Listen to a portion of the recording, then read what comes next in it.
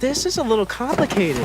We can't out Ethan to his family, and we can't say that we're looking for him because they don't know that he's not still in Mystic Falls, and they can't know that we know that he's here because they don't know that he goes to school with us, which we can't tell them because then we'd have to explain that he's supernatural, which he clearly hasn't told them, but that's probably just because of the glitching powers, which we know about, but they can't. Yeah, you tripping.